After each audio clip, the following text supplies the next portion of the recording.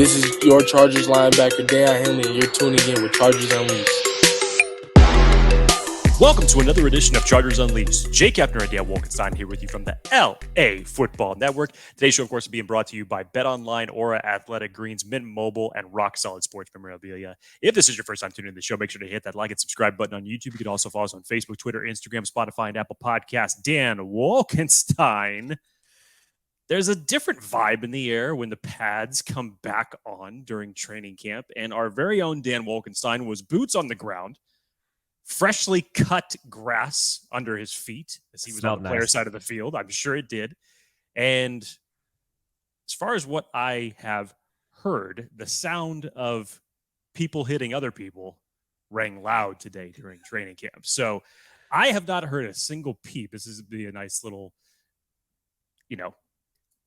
I guess, tease for this. I have not heard a single peep from Dan all day in terms of what took place in training camp. So everything that he is about to tell me is completely fresh. I saw a little bit of his Twitter notifications. He was there. He was reporting very extensively, but we're going to get into everything as it relates to Chargers training camp, week 2, first day with pads. Dan Wolkenstein, quick recap. Number 1, how was it out there? Any quick observations before we get into the real quick or big time breakdowns of this? Yeah, I'm doing great. Thank you. Jake, how are you doing? I'm fine, dude. I'm waiting. I was bummed I couldn't be out there with you today. So that job that fell on your shoulders today, but it didn't sound like it was a day that wasn't fulfilling. No, it was the day did not disappoint. And there was a ton that was taken away from today. And honestly, of the camps that I've been to so far, I think I got the most out of this one with pads than any of the other ones. High level observations. 1, JC Jackson returns with pads on 11-11, 7-on-7 out there in warmups, stretching, everything, which we'll get into that and how insane that is. Depth is really starting to show its true colors. You're seeing that with the receivers. You're seeing that with some of the DBs, both safety and corners. You're seeing physicality and intensity ramp up. You saw a little increased amount of physicality, if you will, from Eric Kendricks and Gerald Everett today. Cameron Dicker, kicking wise, made all of his kicks but one. Long of 53 was good with few yards to spare. I don't know if he went 7 for 8 of 8 of 9, one of the two. You're seeing lots of folks kind of getting into this tackling fundamentals and kind of buying in. And again, today, that was kicked off at the very beginning. They went into tackling fundamentals. So overall, I would say the defense had a pretty darn good day today. Receivers looked good. Interesting comments from the podium, but those are kind of the main takeaways, which we'll kind of get into a little bit more depth in a bit. But before we get to that, Jake, over or under? This will be a quick preview. 6. So I'll go 5.5. Over under 5.5 pass breakups for a one Dean Leonard today. What would you guess? Over or under? Which that's a huge number. That's a huge line. I'm going to say this has under written all over it. So are you going under? I'm going under. I don't know the answer to this, but it darn well felt like he had 37 pass breakups today.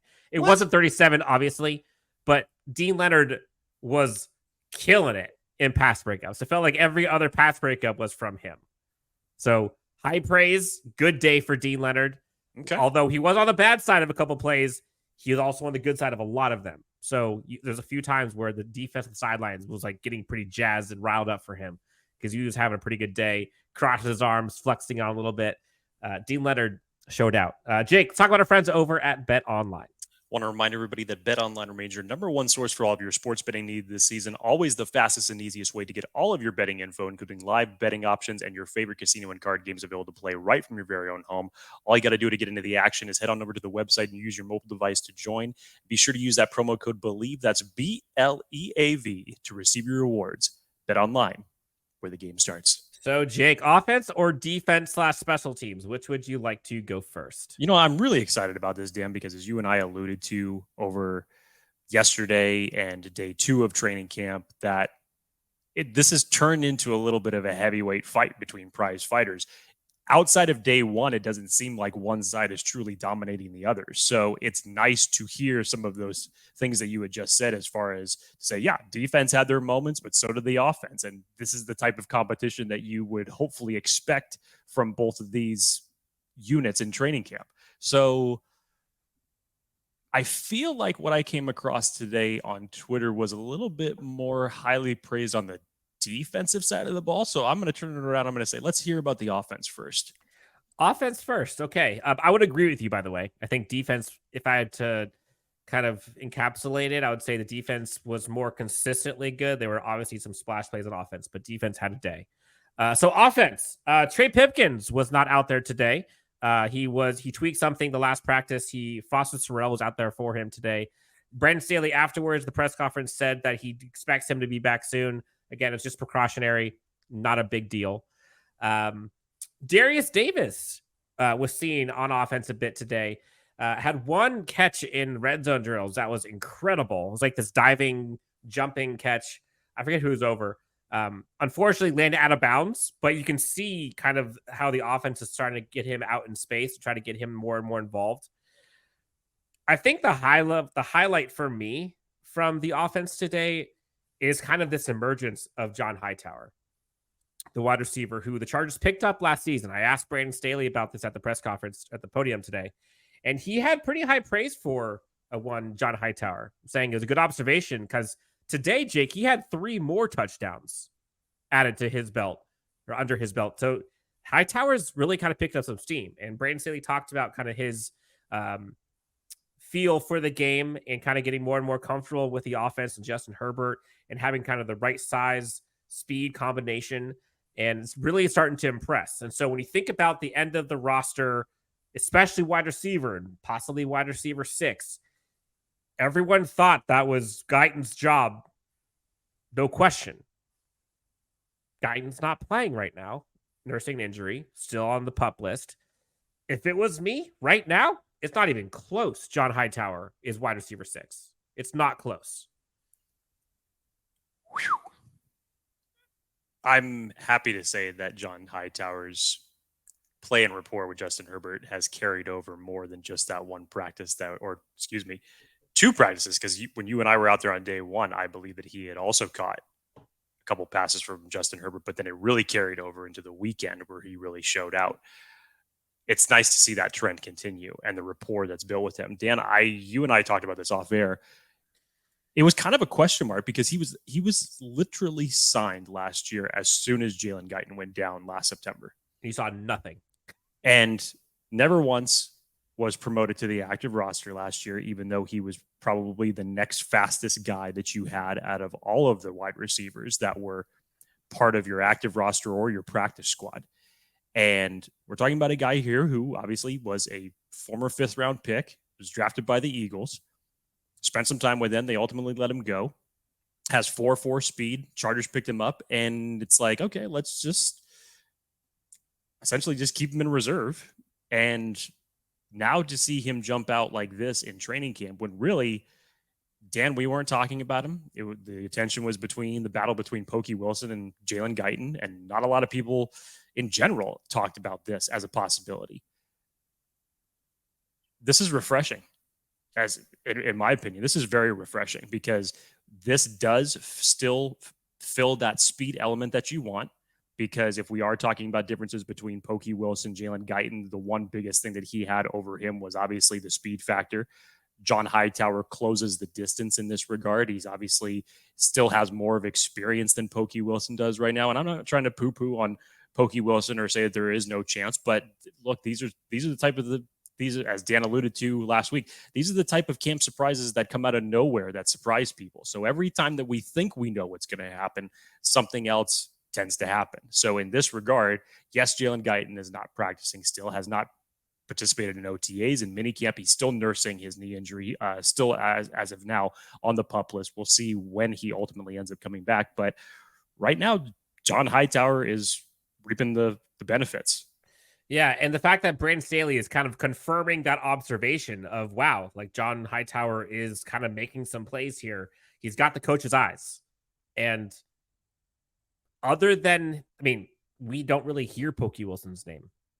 or see Pokey Wilson making splash plays. So that's a big storyline to kind of get into. And the fact that he does bring that speed, I think he's like technically low 4.4s, and Jalen Guyton, I think, was like a 4.39 ish. So like they're essentially kind of the same genre of speed. That's what you want as depth. You cannot let that speed element go now that you have it on this team due to injury or anything. And so now you think about speed. You've got Darius Davis, Quentin Johnston, Jalen Guyton, John Hightower. All four of those guys, low 4.4 or faster. And some of them much faster than that. So that's a big storyline for me as we continue to watch, see where that goes.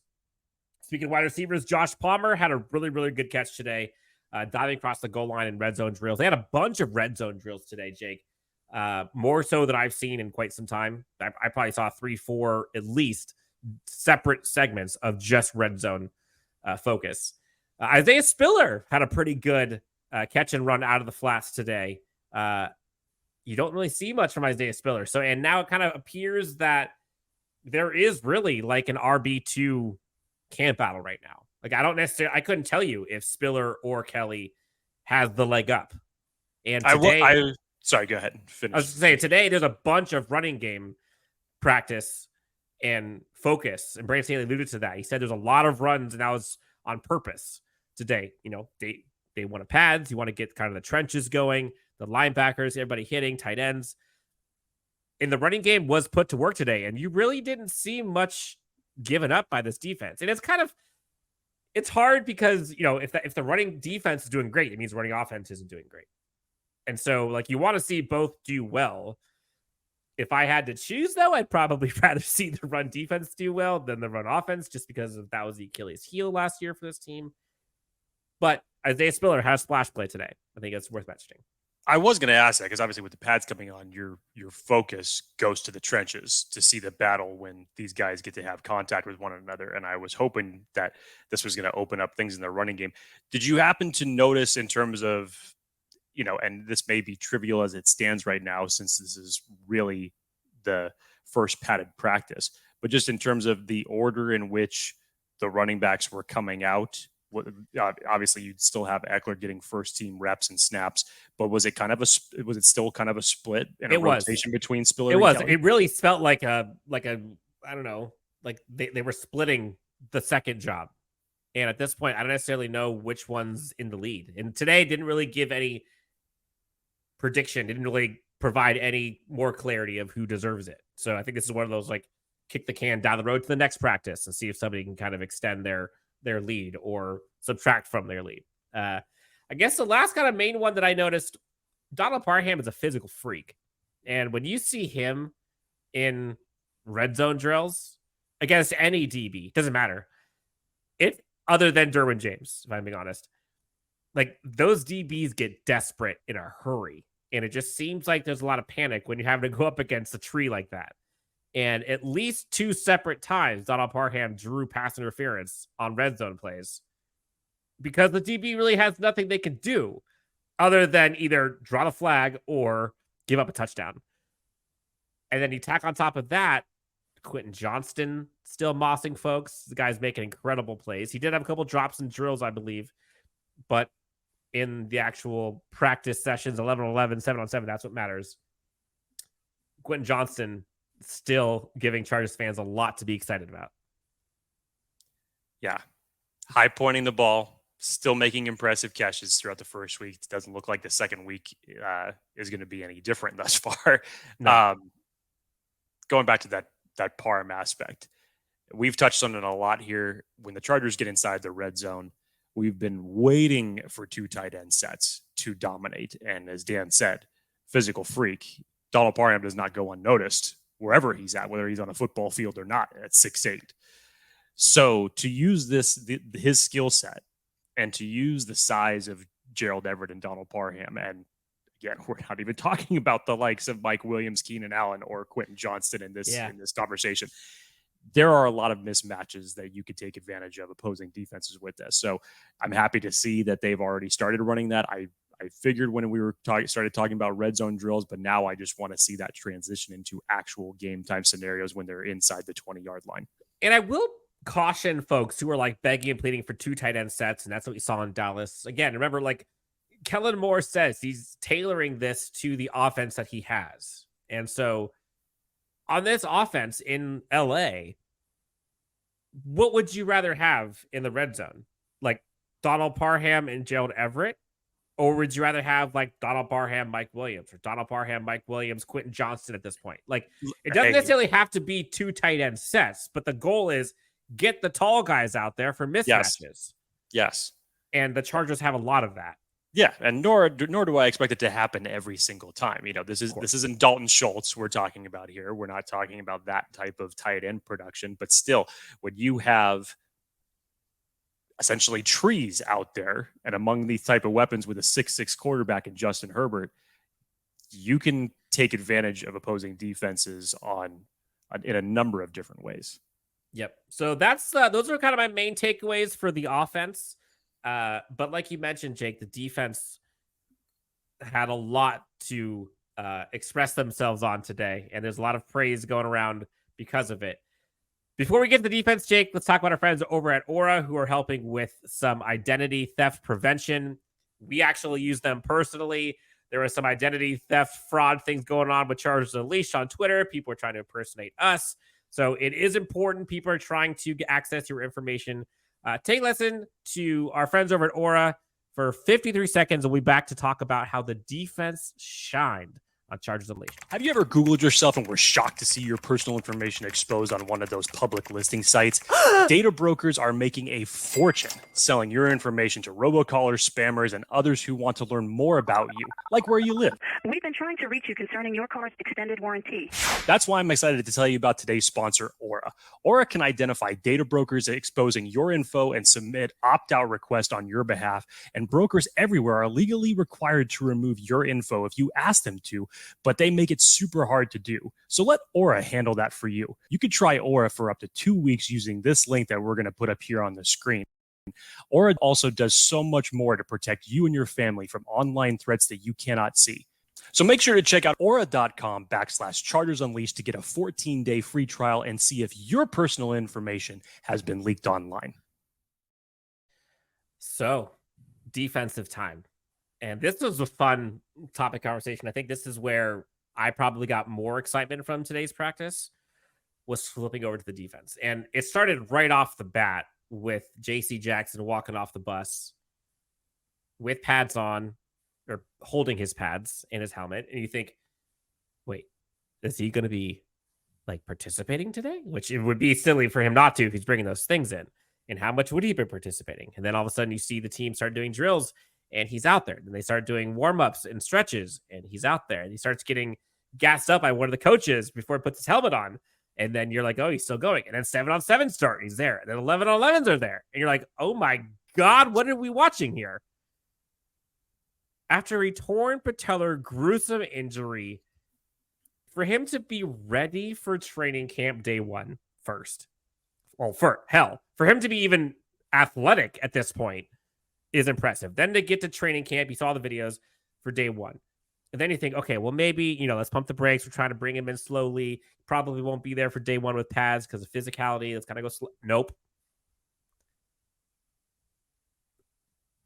I personally don't remember a recovery from an injury this accelerated from like a timetable perspective, what you've seen and what your expectations are, than what we've seen from JC Jackson since I have covered / been a fan / lived in Southern California.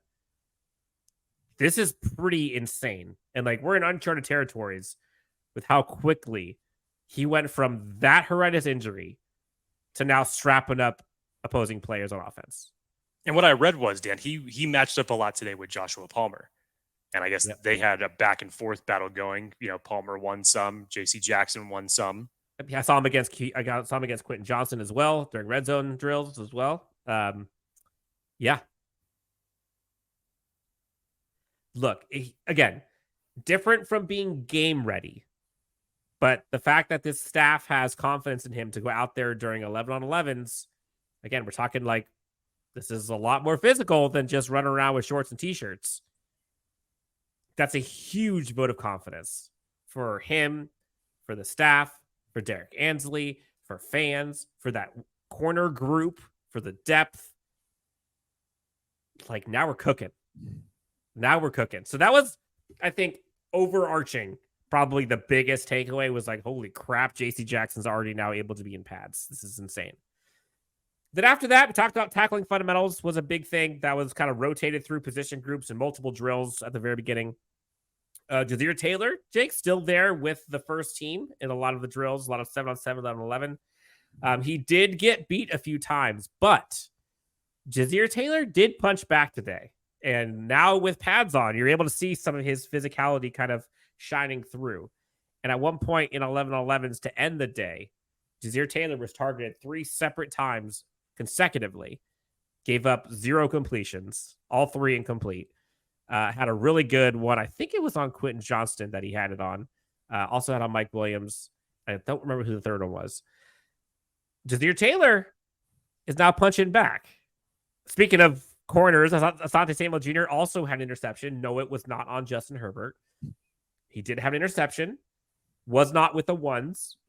So this CB3 quote-unquote camp battle is going to be something to continue to monitor. And this could also be something that maybe this means Jazir Taylor could be maybe more utilized in goal line situations than Asante Samuel Jr. would. Maybe Asante Samuel Jr. could be utilized in maybe between the 20s, so to speak. And that physicality may be able to help a little bit more in the red zone than it does out in the middle of the field. But Jazir Taylor had a pretty good day today. And I thought that was telling because we just talked about how Asante Samuel Jr. was balling out. I love this. I love this camp battle. This is probably my favorite camp battle of all. And again, we keep it seems like every day people have something to say about this battle between Asante Samuel Jr. and Jazir Taylor as far as who should be starting, who shouldn't be starting. I will say it again. This competition between these two, one is not going to eliminate the other. There will be plenty of usage of both of these guys in this secondary with Brandon Staley and how Derek Ansley are going to plan to deploy them in certain sets. I will say it again. They both have strengths that are going to be used properly for this team. Pass defense, man-to-man, nickel, zone defense, whatever you want to call it, they both have strengths to their game. But I love this competition, Dan. I love it.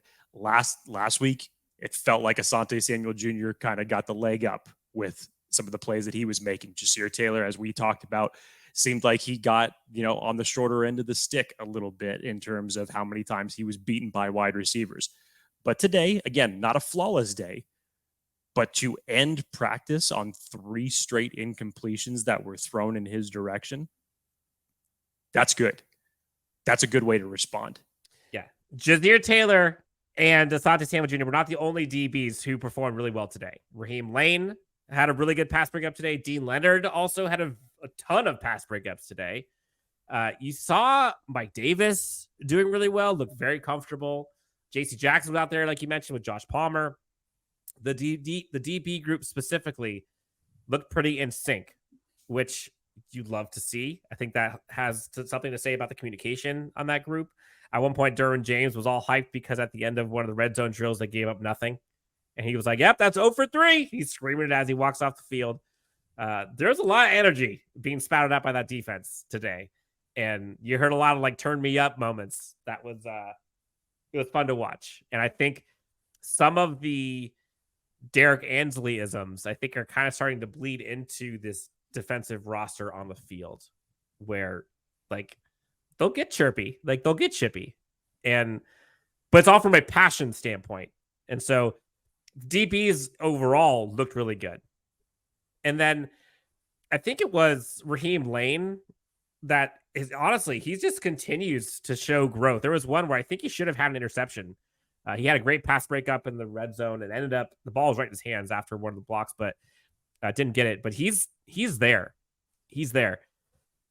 Otherwise, overall intensity, we talked about pads being on. That's where you start to see folks start getting physical and you start to see guys kind of taking it beyond the whistle in a good way.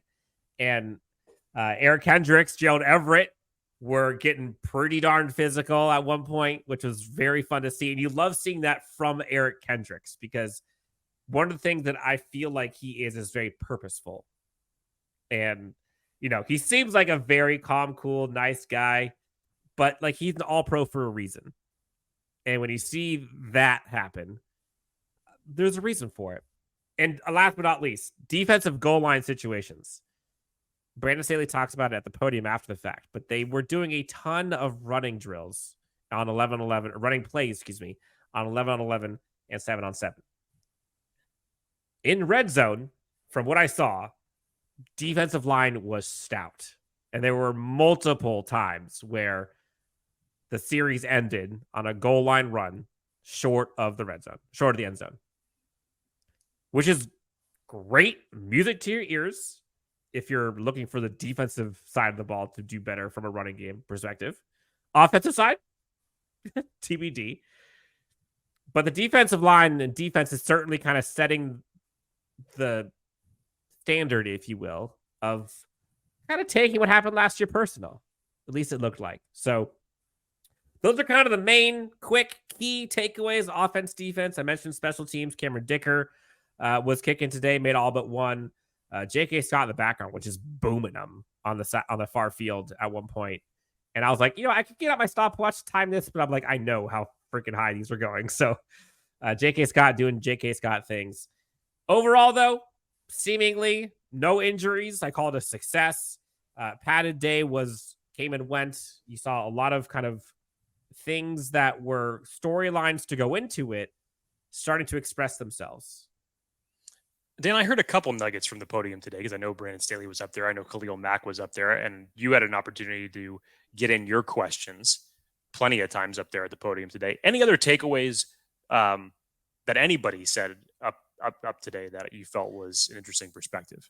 Yeah, Quentin Johnston would rather be on the field than playing geometry, or than in the geometry classroom, excuse me. I did hear him talk about the heat in Costa Mesa has nothing on Texas. Yes. Quentin Johnston seems like he fits right at home. He's always trying to improve. He does a lot better in terms of growth and development on the field than he does in the classroom. And so these days like today are invaluable for him. Khalil Mack, I asked him a question about kind of how he took the Joey Bosa comments in relation to him kind of taking it personal to improve on the running game and be a better run defender. And, Khalil Mack basically was like, I would be more concerned if he wasn't that kind of leader and didn't have those thoughts of trying to improve. And Khalil Mack said, I hope all of us have that same mentality of needing to improve as a run defense. And that's what you need. Khalil Mack was also a funny little nugget. He was talking about Tuli, and they confirmed he does also call him sir, along with Joey Bosa. But he did have a lot of high praise for Tuli. Kind of talks about him being like a fast learner, high motor, knack for the football, which you haven't got a chance to see much of that yet. But when you're getting praise from a lot of the key guys on this defense about your play, that says a lot. So for folks who are not expecting Tuli to be contributing this season, you're in for a rude awakening. I think it's coming. Speaking of praise, I did hear him praise Rashawn Slater and his growth and maturation, and talking about how he's basically way ahead of himself for what he should be going into his third year in the league, which pretty much lines up how he subtly put it last Wednesday when we had him on the show, when I was asking him, like, hey, going up against Khalil, you felt like he was doing some things differently early last season. Do you feel like he kind of come around? Do you feel like you got something for him? And of course, he chose the very diplomatic answer to give in that circumstance. But it's nice to hear that from a veteran like Khalil Mack, that as good as we know that Rashawn Slater has been since he's gotten here, to get that type of praise from a veteran like Khalil Mack is always something to hear. Yes, and Khalil Mack talked about like how savvy he is, he being Rashawn Slater. And don't forget, Rashawn Slater essentially is in his sophomore season. He played a few games last year. So we're talking like 2 years going into his second year. Like he played 2 games in 20 minutes last year. Pretty much is what he played. So for him to be this savvy and this dialed in with being this much removed from football for so long, like to be that savvy, that young, that good, that early, and be your cornerstone left tackle, like Justin Herbert's got a good one. And you talked about the offensive line as a whole. I think this offensive line versus defensive line thing is going to get interesting as padded practice continues. And I do want people to remember it's not necessarily bad if you're not seeing splash plays on either side. Like that kind of to me seems like it's like a lot of heavyweight battles. And when you're having kind of this gridlock, which at times it seemed like that today, that's the sign of two high quality teams on both sides of the ball going at it. And so, like, for example, today, the whole bunch of goal line runs, it was kind of a gridlock. And I kind of think of that as like a 10-7 football game to end the score, end the game, versus like 34-37. You have to win in different kinds of ways. And I think that's what this coaching staff is looking for to kind of implement, to kind of showcase as they go through. So I know I went rapid fire. I went through a lot here. Wanted to kind of keep this one short, but keep it sweet. Anything else, Jake, that you saw? I was out there, so I wasn't able to see any news, things that broke. Was there anything that I missed that you saw as kind of key takeaways from areas of the field I was not at during practice? No, again, from the little pieces that I was able to read during my time this morning, we covered those. So day one of practice, in terms of the trenches goes, it seems like the trench work, even with Trey Pipkins not out there, but still seems like a positive update that it's not too serious and that Brandon Staley says we'll see him out there soon. Trench work is underway. This is where we really get to see the run game aspect. So I'm interested to see what type of rotation basically evolves out of this between Kelly and Spiller. And as far as what I heard, the entire roster, as far as the running backs goes, was getting activity today and getting their reps, something that I don't feel like we saw at all during week one. It was from Ekeler to Kelly to Spiller to Roundtree, and that was about it. So the full stable, I heard, was getting work today. And again, like you said, it seemed like it was another heavyweight type of fight. And I agree with you on that sentence that you said there, Dan, in terms of you can't see splash plays all the time, because if you did, then yeah, we may have to question this defense a little bit. But nice to see. Absolutely. Justin Herbert slinging rockets down the field, 100%. But to see this offense and defense feeding off of one another and trading blows back and forth, and we're not just talking about like one day here. To me, this is the third consecutive day that these type of plays have been happening back and forth between the offense and defense, and you got to love it, because camp battles like this and to have them this early in camp is only going to bring out the best of this team. Camp battles will continue. Training camp day 4 takeaways were just given. Day 5 starts tomorrow. We will be there to cover it for you. We'll be here to cover it for you, excuse me. For Jake Hefner, find him at Jake D. Hefner, myself at Dan W. Sports. Be on the lookout, by the way, as we close. Tons of giveaways. Wow. Tons of guests. I will say wow to the giveaways. Happiness for the upcoming guests, for sure. But definitely wow to the giveaways. So keep your eyes and ears open for when those announcements are coming down the pipe. Yes, upcoming guests, upcoming giveaways, and upcoming events, all happening with LAFB Chargers Unleashed. But until then, Dan Wolkenstein, Jake Hefner, Chargers Unleashed, and LAFB. We'll talk to you next time on Chargers Unleashed.